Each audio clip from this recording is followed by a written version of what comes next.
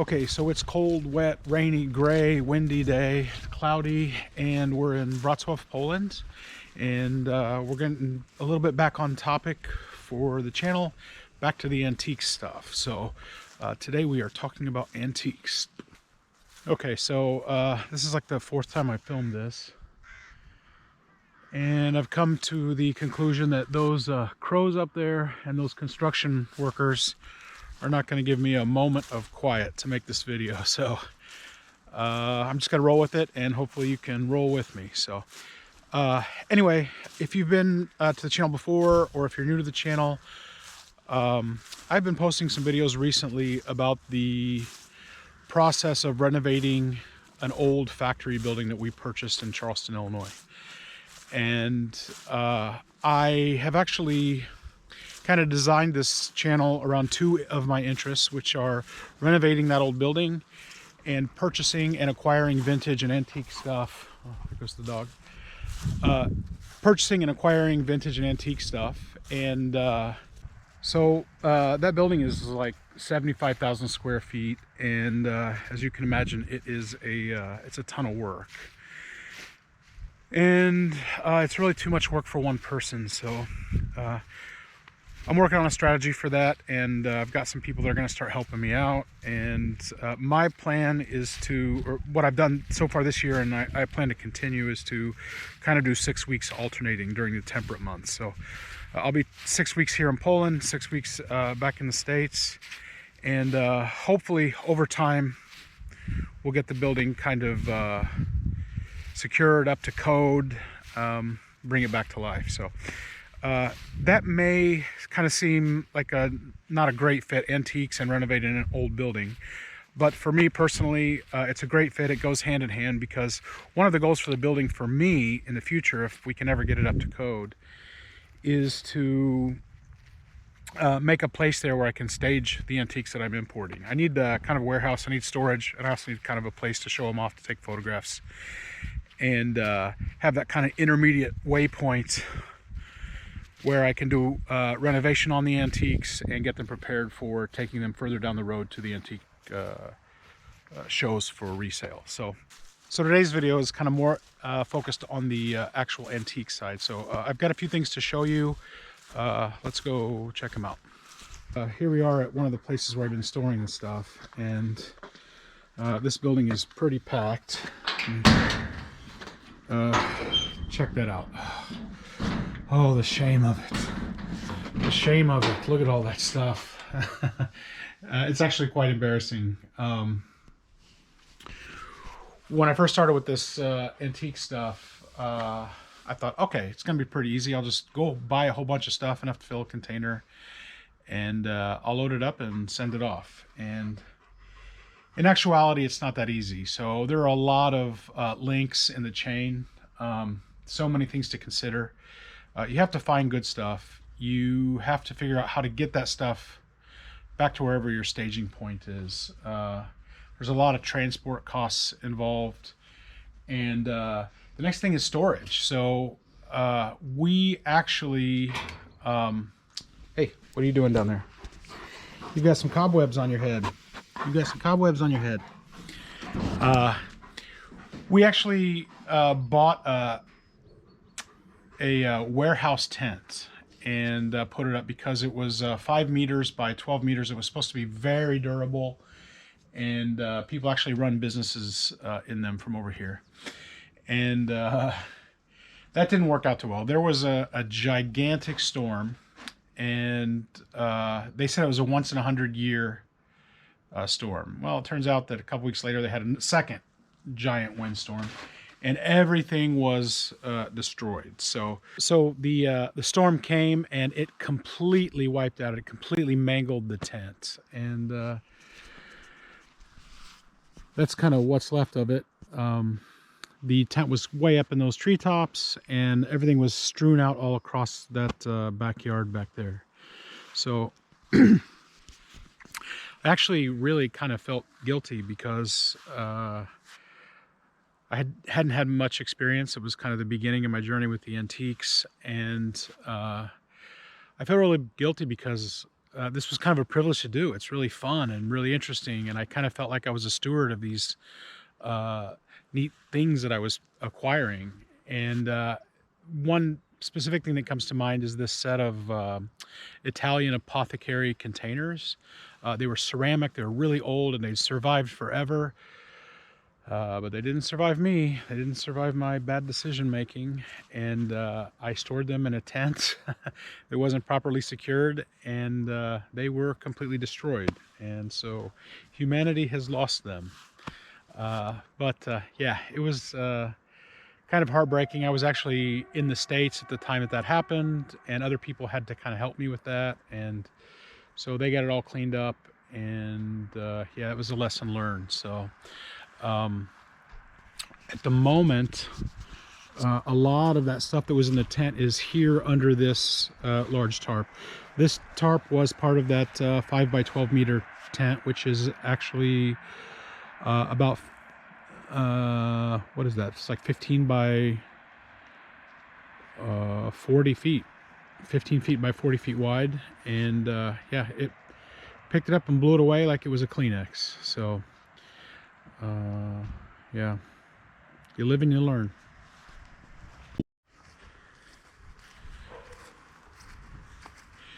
And so we've kind of come to the point where the sheds and the garages and everything are so completely full that we don't have enough space. The problem is that we still haven't acquired enough things to completely fill the 40-foot shipping container. So you want to make sure that you completely fill that, because you can divide the cost of that transport over multiple items, and then, you know, reduce the overhead that you've got in each piece. So we are putting up a temporary metal sheet metal shed, and I've been working on this little foundation here. In Poland, the law says that if you have a foundation, you have to get you know, there's a lot of bureaucracy in getting the permission to do that. So that's kind of left over from communism times. Lots of bureaucracy. You can't just put something up if you want to. And so what we did as a solution is we're not actually making a foundation. We just have these blocks kind of in the ground that can be removed. The building can be lifted up and carried away. But we've got these blocks, and we've got them all leveled out and spread around so that they'll be able to come in, put that little sheet metal shed building up in a couple hours even. And then we'll have 6 meters, which is close to 20 feet by 20 feet, and which actually is pretty close to the footprint of a 40-foot shipping container. The problem is that the building isn't as tall as a shipping container. So once we fill this building up completely to the brim, we've actually got about 30% more that we need to pick up to make sure that the shipping container is full. So I'll keep you posted on that. And back to the antique stuff. Okay, so since we're on the subject of antiques and sourcing in Europe, I thought I would talk a little bit about my strategy for kind of deciding whether there's enough meat on the bone, enough profit in a potential item when I pick it up.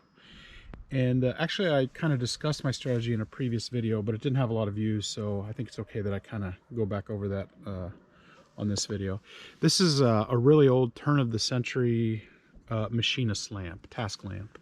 So this would have been on somebody's workbench. It's got a clamp here, and it has kind of a gooseneck with an articulating arm. And yeah, it's really cool because it's a machinist. It's kind of collectible, and they don't make stuff like this anymore. So I paid, I think, almost 100 Polish zloty for this.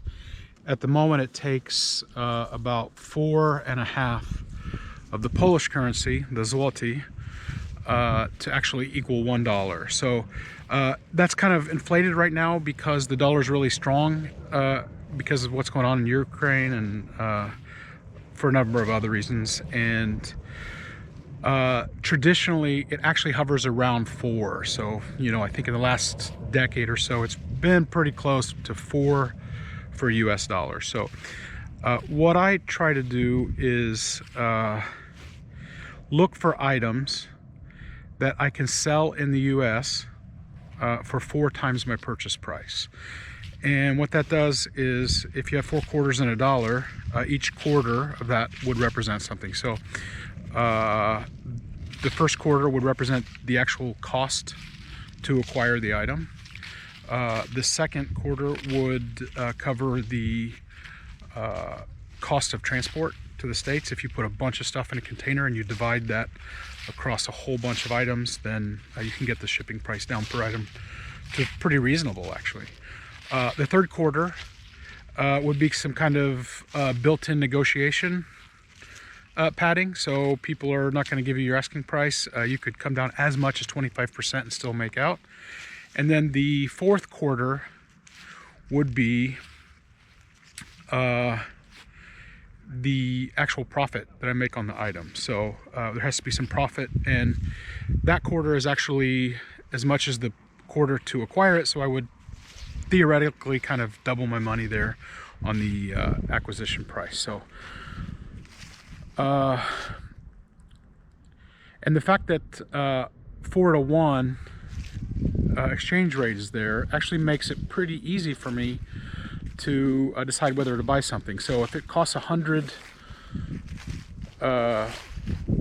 Polish zloty, I say, can I sell this for $100 because it's 4-to-1? So I know I'm covered. So that industrial task lamp cost 100 Polish zloty, which is actually $25.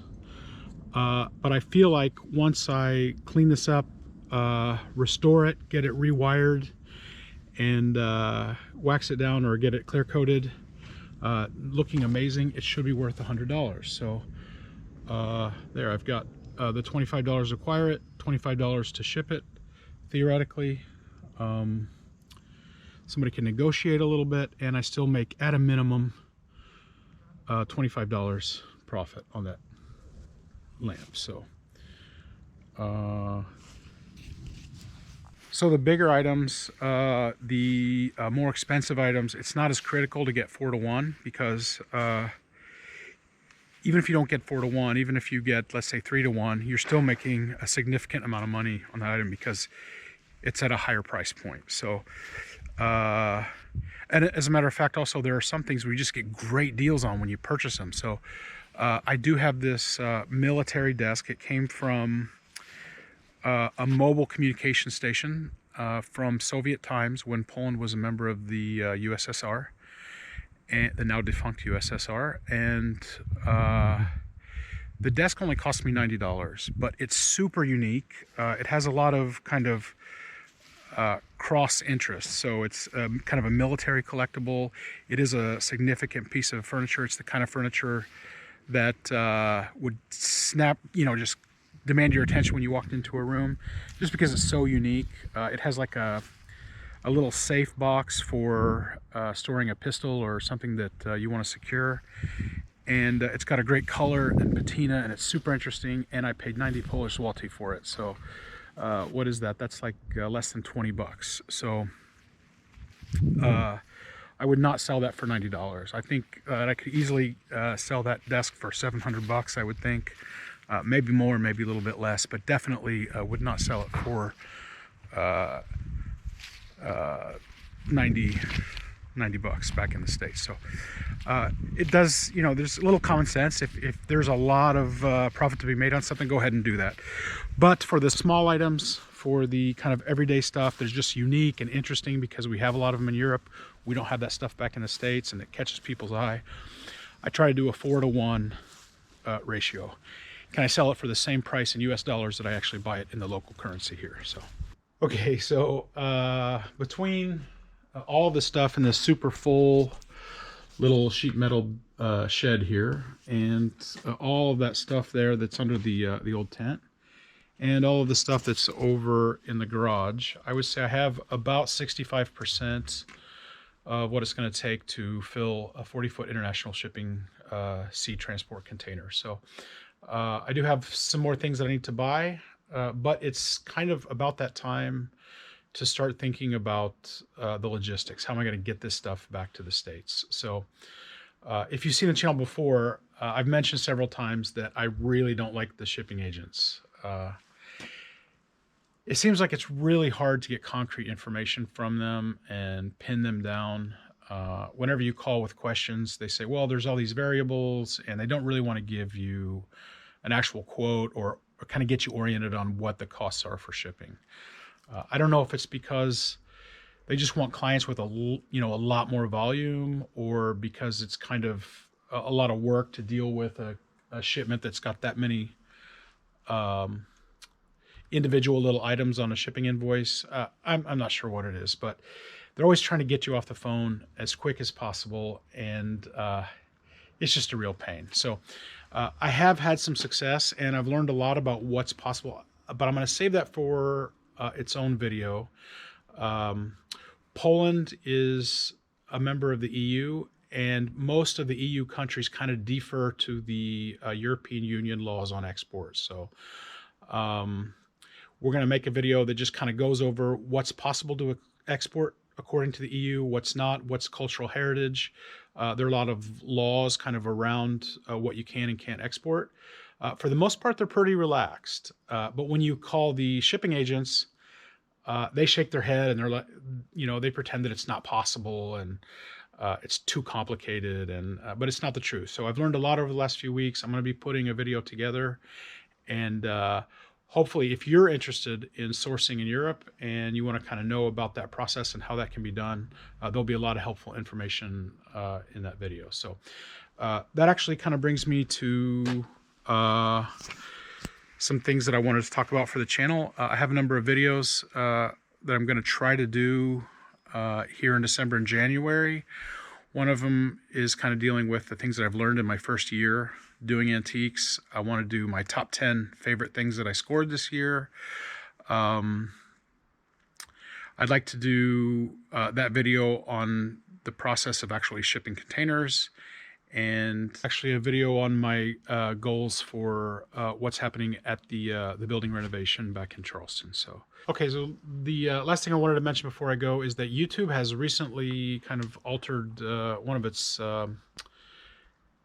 some of the functionality for YouTube channels, and they have made the community tab available to smaller, humble channels without a lot of subscribers like mine. And I think the community tab can be a really cool tool. So it's a way that we can interact. Part of the best thing about this channel is that I get to network with people, meet new people, find other people who are interested in the same things. And I thought one of the cool things we could do is that I could post polls. I'll choose, for example, 4 items from the stuff that I've collected this year that I've purchased, let's say, for less than $10. And we'll put it up for vote, which is either the coolest item. You can vote from the perspective of just which is the coolest item, or from the perspective of a reseller, which you think was the best pickup for flipping. So if we do that on a regular basis, we can maybe gain a lot of insights, both from buyers and from other dealers, about what are cool things that sell well, what are kind of in demand, what some of the trends are, and we can glean a lot of information for that. So shortly after this video posts, if you go to my channel, go to like the main page there should be a community tab, and I'll try to get that poll set up as soon as possible. So I would really love to interact with you guys and see what your feedback is on that. So if you like the channel, if it's not your first time here and you think you may come back, if you think I've earned it, please subscribe. And I really want to grow this channel and kind of build that network up and see where this thing can go. So thanks for joining me, and I'll see you again soon.